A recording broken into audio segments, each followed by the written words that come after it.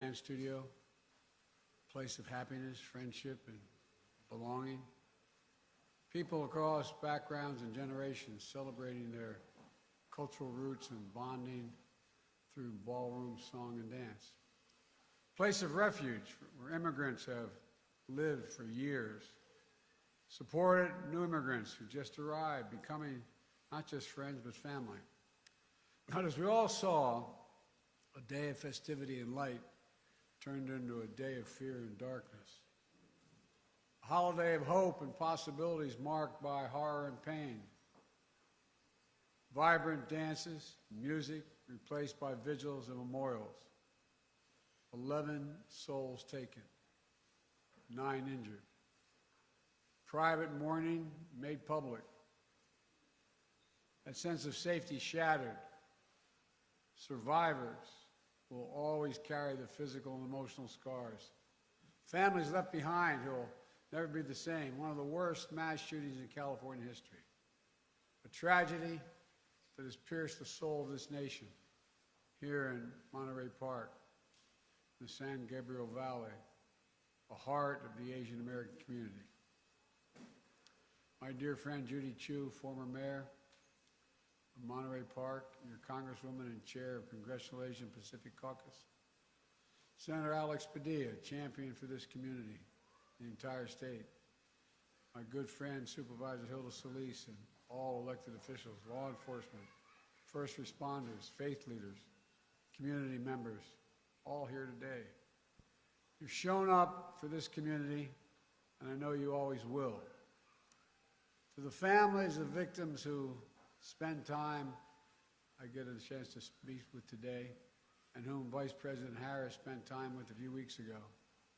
I'm here on behalf of the American people to mourn with you, to pray with you, to let you know you are loved and not alone. Every case is different, but I know what it's like. I know what it's like to get that call. I know what it's like to be told. I know what it's like to lose a loved one so suddenly. It's like losing a piece of your soul.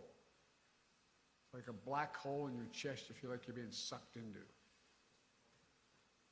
Suffocated. Hardly able to breathe. The anger, the pain, the depths of the loss so profound it's hard to explain. The suddenness tends to magnify the grief. As time passes, the shock and numbness slowly make way for the sobering reality of their absence. An empty chair at the dinner table, the birthdays, the anniversaries, the holidays, without them.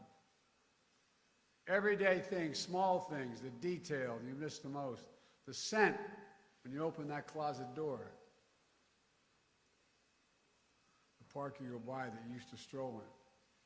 The morning tea you shared together, the bend of his smile, the perfect pitch of her laugh. As Judy shared with me, this is a tight-knit community with intergenerational households and deep reverence and respect for its elders. A community that's opened its heart and its homes to friends and neighbors and stood strong throughout the pandemic as anti-Asian hate crimes rose. A community that, in the face of horrific tragedy, has become a symbol of hope and resilience.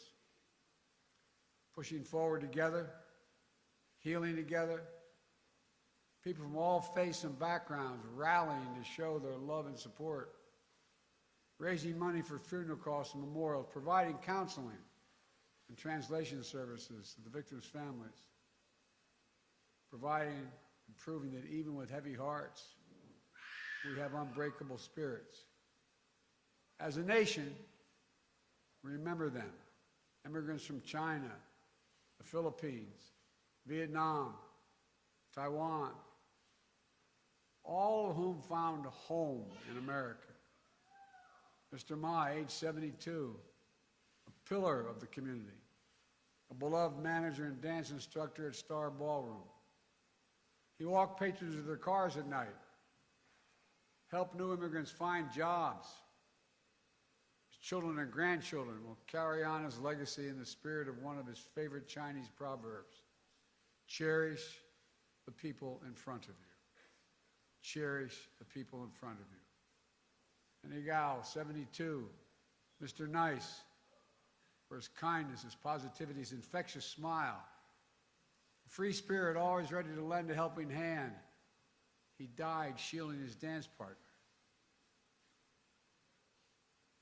Shoju on you, 57, devoted mom, wife, sister, woman of faith, always there to help others, bringing food and newspapers to family members who had trouble walking. Always working tirelessly with her husband to build a future for their 3 children. Nancy Jian, 62, known as Sister Sunshine. She loved to play cards, piano, and the weekly volleyball game. Always sharing her homegrown plants and vegetables with neighbors and friends. A dedicated mom, married nearly 40 years. Husband and wife who were always together, even in their last dance. Valentino Alvaro, 68 years old, a servant of God, life of the party, storyteller, who made the whole room laugh, a man devoted to his children and his grandchildren. Mei Nan, 65, bedrock of her family and friends. The eternal optimist, avid dancer who'd visit the studio every weekend, often leaving snacks behind for her classmates. She radiated positive energy through her laughter, her kind words, and her smile. Moy Dayun, 67, refugee, community builder, cherished friend, known for her kindness, her sweetness, her generosity, her beloved family, the center of her world. Diana Tom, 7 years old, devoted daughter, wife, mother, grandmother, who loved to sing karaoke. A giver and an adventurer who loved to explore new foods and travel the world. Charles Zhao, 76, grateful, reflective, believed in living to the life to the fullest. He constantly showed his family and friends and showered them with warm words of encouragement, hope, and love. Tao Yo, 64, a lifelong learner. He retired as a business manager and was pursuing a second career as a pharmacist while caring for his elderly mother. A man beloved by his wife, children, and friends for his compassion, his determination, and his wisdom. Lily Lee, 63, a matriarch with absolute strength, optimism, and grace. Her daughter wrote, "Stolen is a grandmother whose granddaughter fell asleep many nights nestled between her loving arms. Taken away is the opportunity for her grandson to feel her love and warmth." All of them live lives of love, sacrifice, and service for their families, for their community. They represent a bigger story, who we are as Americans, embodying the simple truth that our diversity is the strength of this nation. We saw that strength in Maria Leong.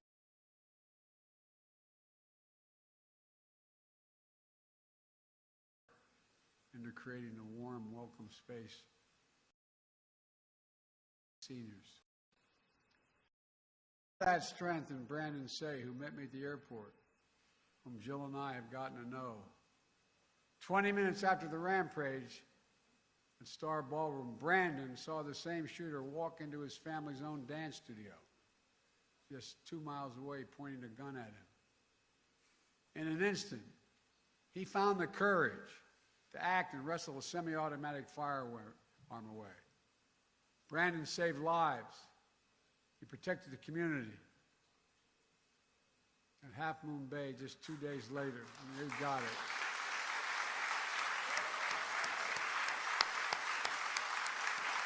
Brandon, stand up.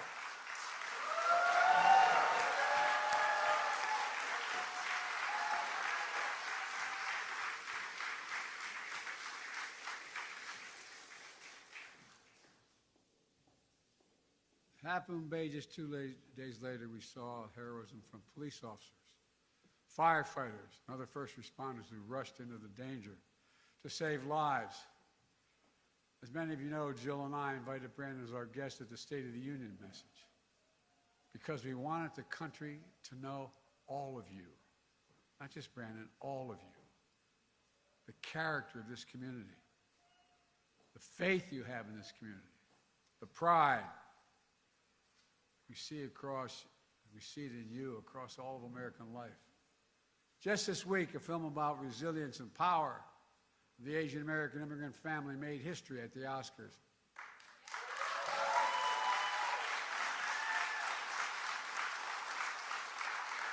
Echoing the heart of so many in this community.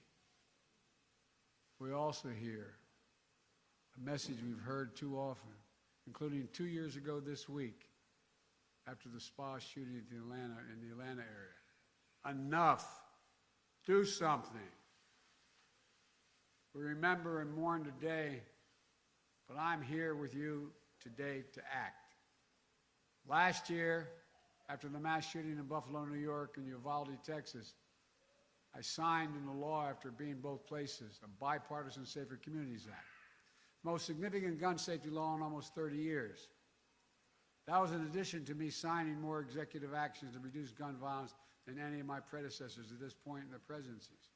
Today, I'm announcing another executive order that will accelerate and intensify this work to save more lives more quickly.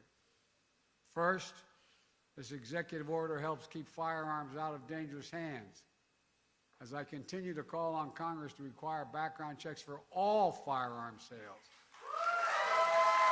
And in the meantime, my executive order directs my Attorney General to take every lawful action possible to move us as close as we can to universal background checks without new legislation. It's just common sense to check whether someone is a felon, a domestic abuser, before they buy a gun. The executive order also expands public awareness campaigns about the red flag laws, which my son, before he died, Attorney General in Delaware, was a great proponent of and instituted.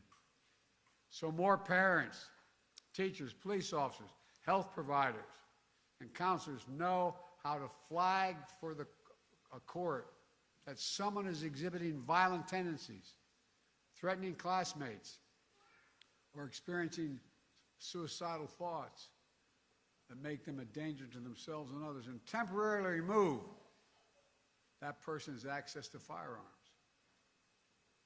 And it promotes, this executive order, safe storage for firearms, something every responsible gun owner agrees with.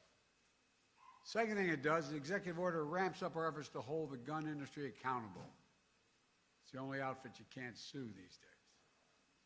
It does that by calling out for an independent government study that analyzes and exposes how gun manufacturers aggressively market firearms to civilians, especially minors, including by using military imagery.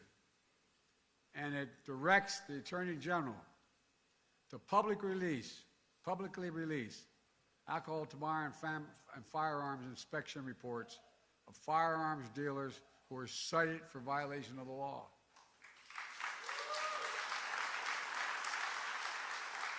That way, policymakers can strengthen laws to crack down on those illegal gun dealers, and the public can avoid purchasing from them. Third, the executive order improves federal coordination to support victims, survivors, and their families and communities affected by mass shootings.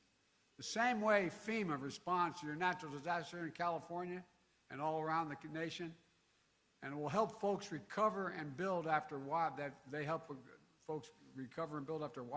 and superstorms and droughts. For example, we need to provide more mental health support and grief and trauma. and more financial assistance when a family loses the sole breadwinner or when a small business shuts down due to a lengthy shooting investigation. There's more in this executive order, but I'm not stopping there. Last week I laid out in my budget that we invest more in safer communities and expand access to mental health services for those affected by gun violence. Congressional Republicans should pass my budget instead of calling for cuts in these services or defunding the police or abolishing the FBI, as we hear from our MAGA Republican friends. But let's be clear, none of this absolves Congress the responsibility from the responsibility of acting to pass universal background checks, eliminate gun manufacturers' immunity from liability. And I'm determined, once again, to ban assault weapons and high-capacity magazines.